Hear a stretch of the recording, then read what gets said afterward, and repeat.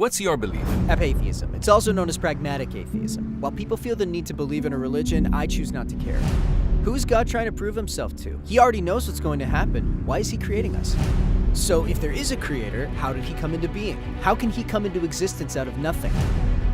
I don't think he can create such a universe out of nothing. That can't happen. By saying this, you're proving God's existence. He existed, so he created everything else.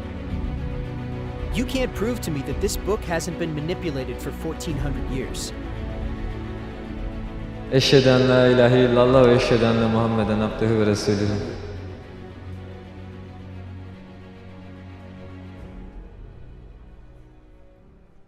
Is it okay if we post this on YouTube? Sure, you can post it anywhere. What's your belief? Atheism. It's also known as pragmatic atheism. So in general, where some people feel the need to have a religion, I choose not to care. During high school, I started doing a lot of research. First, I leaned towards agnosticism because you can't be sure.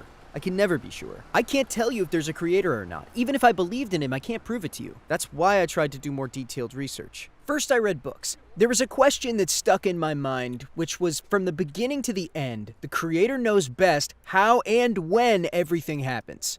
Then why is he creating us, even though he already knows everything? I tried to think about this. I also asked this question to the Muslim sheikhs I know. They gave me answers, but when the answers didn't satisfy me, I said, could there be a problem? So what happened? Your opinions changed. That was my starting point. Then, as other questions arose, I said it's confusing and it makes life difficult. Well, I'm going to ask you this sincerely. Of course. What would make you change your mind and revert? Let me put it this way. I've been in this mindset for 2 years, and I'm not entirely sure that anything can change my mind. What I'm curious about is whether you can explain it to me, logically or not. If you give a logical explanation, I will think about it again.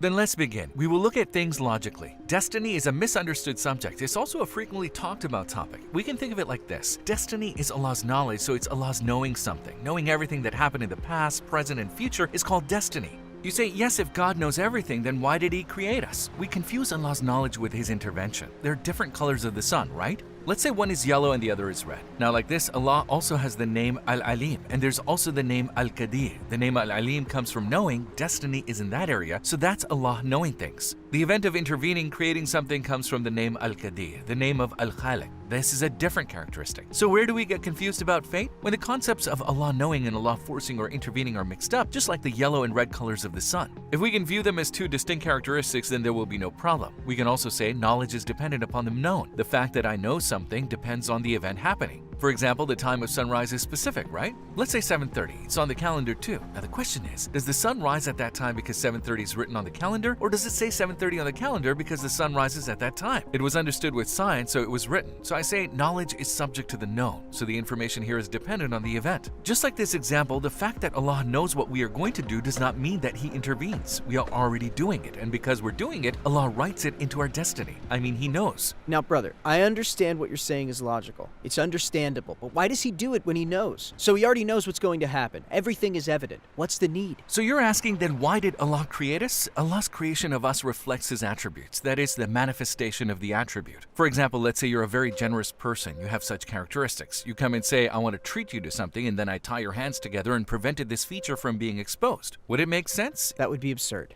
It would be illogical. Similarly, the characteristic of Allah is generosity. When you look at the name of the Absolute, Al-Jawad, or the others, that is Al-Rahim or Al-Hakim, the Absolute Hakim, that is the characteristic of doing the most logical thing, the most beneficial thing in all he does. What's the other feature? The Absolute, Jawad, generosity, infinite generosity. Now, Allah wanted to bring people out of nothing into existence, to reveal beings, to create them, and to offer them his generosity and reward them. He offers his blessing in eternal life, just as he offers them in this short time on earth. Now, as we said, it is not wise to prevent someone's generosity, and it didn't make sense because the trait of generosity wants to be exposed. Allah also brought us into existence from nothing because he has the name of generosity. Allah could not have created us all, which was an option, so then why did Allah create us? We said the Almighty does the most logical, most beneficial thing in everything. This means that he chose to bring people into existence from non-existence, then to provide, doing the most logical and beneficial thing for many reasons because this is the reflection of his attributes. But let me ask you something. Who is Allah trying to prove himself to? Because only he knows these attributes as only he exists. The real beauty is here, you know? Because, for example, we try to prove ourselves to each other, right? For example, say you are more handsome than me, you are more generous This than can be an ego satisfaction as well. Maybe, but that's for humans. Yes. Why? Because we are similar people. We are human, so we may have conflicts with each other. Allah has no partners. He's one. He is free of matter and space. This means that the desire to prove himself or his ego is out of the question for Allah. There is no one equal to him that he can or should prove himself to.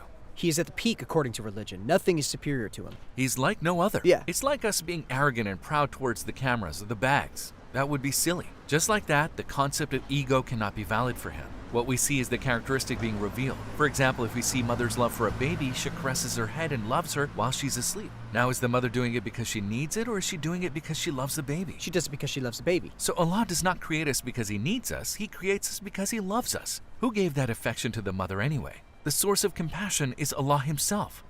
This also isn't a need. The relationship between a mother and a son and a servant and God is not the same. Not the same, but similar in terms of mercy, because the source of mercy is Allah. For us to know that Allah is merciful, He has created mercy in the universe. He has given us the feeling of generosity so that we can know that He is generous. He gives us the ability to make comparisons, you see? Based on this comparison, you find Him.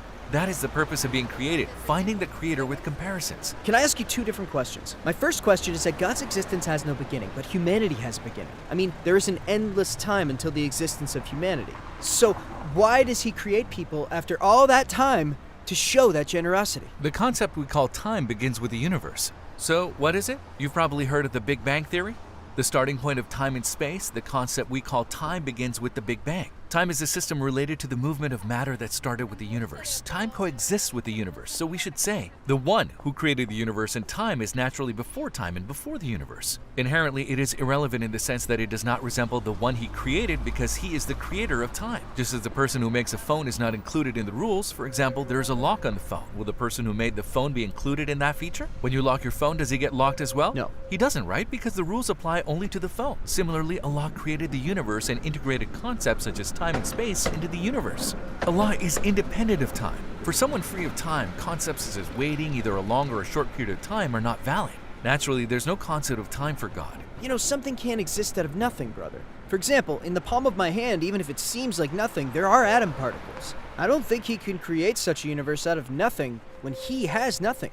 In fact, by saying this, you are proving Allah's existence, because you say there can be no such thing as nothing. There was Him. He created everything. Just like you said, I have air particles in my hand. There are particles even though we can't see them. We live in the material world, but the one we are talking about is free of matter. He's the one who reveals matter. He is free of time. He's the one who created time. He's not dependent on matter, so this means He is such a being without it. You said something cannot come out of nothing. This is true for material, so this idea actually clearly shows the existence of Allah, because material cannot arise by itself out of nothingness. Certainly, a will is required for the one who chooses to create matter. Since there is a creator, okay? If this creator can create everything, how did this creator come into existence? How can something exist out of nothing? Great question.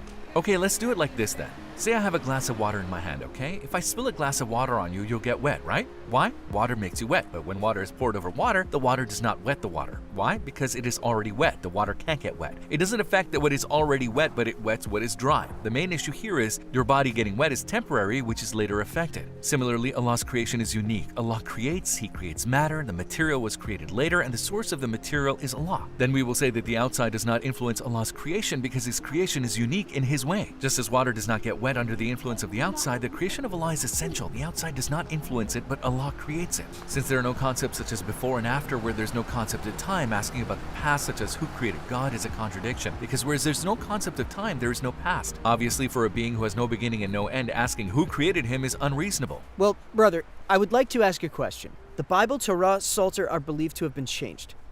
Yes. The Quran was revealed to the Prophet Muhammad 1400 years ago. Even though it was compiled very precisely, you can't prove to me that this book hasn't changed for 1400 years. Now we need to present proof here to be able to say that the Quran has changed. You made a claim and you need to be able to prove Look, it. I didn't say it has changed, don't get me wrong, but I didn't say it hasn't changed either. Okay, cool. Then this is how we know. The fact that all the Qur'ans are the same when you go to any mosque in any country is proof that the Qur'an has not changed. When I am reading the Qur'an I get from a mosque here, and when I go inside a mosque in England and get a Qur'an, they are the same. They are identical, word for word. There is not a single difference. The fact that they're all exactly the same is proof that the Qur'an has not been changed. If someone made the slightest change, it would cause a lot of fragmentation. Firstly, because it would have a domino effect. But the fact that there is no difference is proof that it hasn't changed. In addition, the second evidence is that even now there are millions of Hafiz, millions memorizing the Quran from beginning to end. And a lot of people have adopted this idea. 1400 years later, even in this period, millions of people memorize it. Therefore, what does the continuation of memorization show us? It shows us that the Quran was memorized and brought to the present day this way. At the University of Birmingham in England, they found a Quran. They did a carbon-14 test on it and found that it dates back to the time of Uthman. For about 13 centuries, it has been read somewhere. Exactly the same every time, even when published on the internet. Even when we look at it, we can see that the Quran is literally one and the same. Let me put it this way, brother. When you think about it, there are points that one finds logical, but there are also points that they find unreasonable. Falling into this contradiction makes you say, what should I do? Is it reasonable to turn away from religion just because my mind couldn't quite understand the concept? Here's how you do it. Keep researching from inside. Think of a palace with 100 doors and you open one. Even if there are closed doors, meaning points that you don't understand, it doesn't stop you from going inside. Just one door is enough. I will repeat it. Let's continue our search through the palace. I mean, brother, your words are very appealing. Let me tell you something. I will continue researching. Just for the sake of this beautiful speech, I will continue to do research. I will search more. Maybe this is the right thing, maybe not. I don't know for sure right now, but I will continue to do research. Shall we investigate together from the inside? I can't go back to religion. Look, if I go back to religion without actually wanting it... No, don't think like that because you'll continue using your logic. You're saying I'm going to investigate the logic that makes sense, but from the inside, after all, I'm not telling you to continue without using your logic. I'm saying go with rationality. I can say that this is a trick of the devil because you'll go with logic. Then maybe I can try. Let's research together and you can message us again whenever you want. I say let's explore it together. Okay. Okay, man. Great. Do you remember the Shahada? Let's go. Eşhedü en la ilahe illallah ve eşhedü enne Muhammeden abduhu ve resulühü.